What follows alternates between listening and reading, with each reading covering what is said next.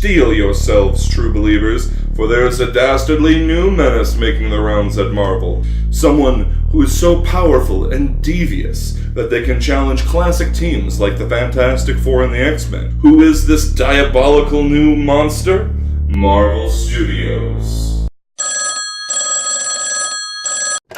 This is Tex Rockwolf. Leave your name and number and I'll get back to you. Hi, Mr. Rockwolf. It's me, Al Harrington's Wacky Waving Inflatable Arm Filling Tube Men Emporium. I'm just calling to confirm the order you sent me for 1,000 Wacky Waving Inflatable Arm Flailing Tube Men. Call me back as soon as you get the...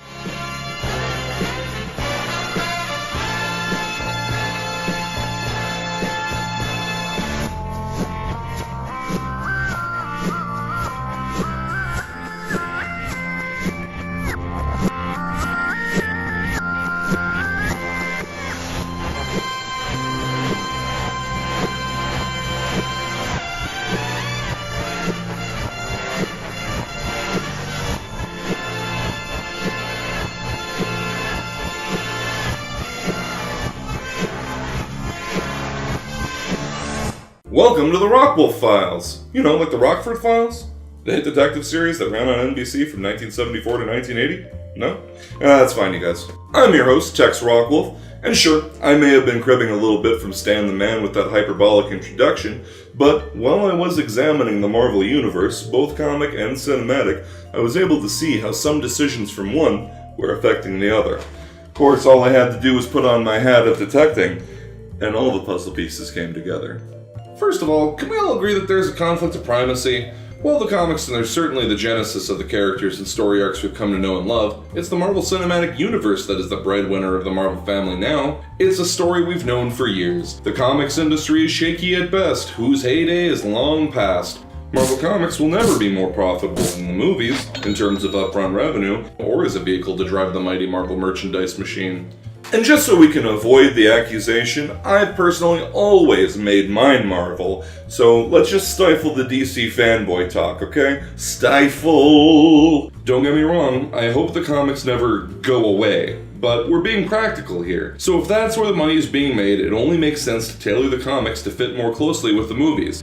Hence why we're looking down the barrel of a universal reboot here in the summertime with the new Secret Wars. But it seems Marvel might be going too far. Let's look at the facts. In October of 2014, it was announced that Marvel would end the Fantastic Four comic. This is kind of a big deal, guys. The book was being published in one form or another for over 50 years. They're a major Marvel team, and they just got the pink slip, just like that. Isn't it interesting that in 2015, Fox Studios, who owns the movie rights to the team, is bringing us a new version which will enforce their rights for years to come? It would seem that Marvel isn't interested in playing ball anymore. After all, why should Marvel keep publishing stories about a team of heroes that they can't fully profit from? Unconvinced? Yeah, me neither. Frankly, the Fantastic Four comic book has always struggled to find a modern audience.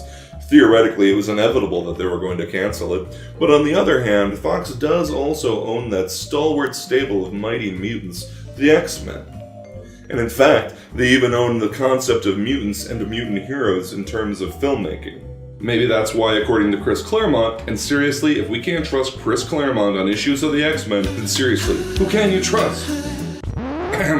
That's why, according to Chris Claremont, the team in charge of the X-Men comics aren't allowed to create new mutant characters because they would immediately become the film property of Fox, and Marvel be like, fuck that! Furthermore, have you heard of the Inhumans?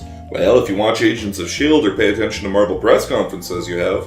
The Inhumans are a long-neglected race of superpeople in the Marvel Universe, and while the X-Men have been taking a backseat in terms of new creations, killing off Professor X, again, and the story arcs that serve as character assassinations, the Inhumans have been more and more emphasized in the comics, including a prominent presence in several major arcs like Infinity and Inhumanity, and of course they also have a new movie coming out in 2018. And wouldn't you know it, Marvel still owns the movie rights to these guys. Huh, I wouldn't have thought that. What a surprise.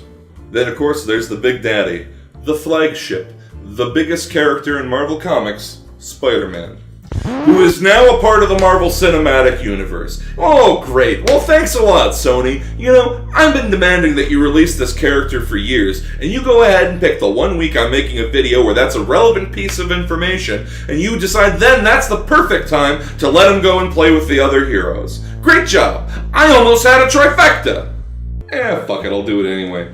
Even if Spider-Man is going to be in the Marvel Cinematic Universe, it's still clear that not all was or is right in Spider-Town, USA. It started with a slow accumulation of Spider-Men, including only the ones that are still around in the regular Marvel Universe. There's Parker. Then there's also Venom, who's just Spider-Man crossed with Punisher. Think about it. Then there's the Scarlet Spider and Spider-Woman. And then there's Silk, who is somehow not Spider-Woman. And right now they're just wrapping up the Spider-Verse storyline, where we got, arguably, too many Spider-Men. There's regular Spider-Man, Ultimate Spider-Man, Spider-Man 2099, 1602 Spider-Man, Spider-Man Noir, Peter Porker, the Amazing Spider-Ham, Punk Rock Spider-Man, Spider-Man, the Electric Company Spider-Man. They're all here, baby. And way too many more Spider-Men than I care to list here. Suffice to say, I'm Spider-burned out. But I posit that that was part of the plan all along. Dilute the Spider-Man brand in order to devalue it to the point that Sony would come back to the bargaining table, which it has. Ha! 3 for 3!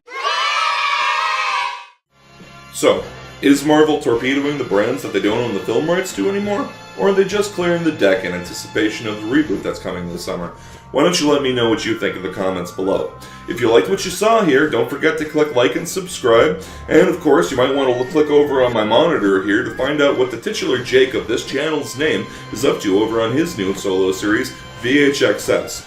And of course, once you're finished with all that, go on over to peanutbutterdisaster.com. It's a wonderful website, a nice community of reviewers who are putting all kinds of quality content out there. I know you'll love it. Peanut butter disaster.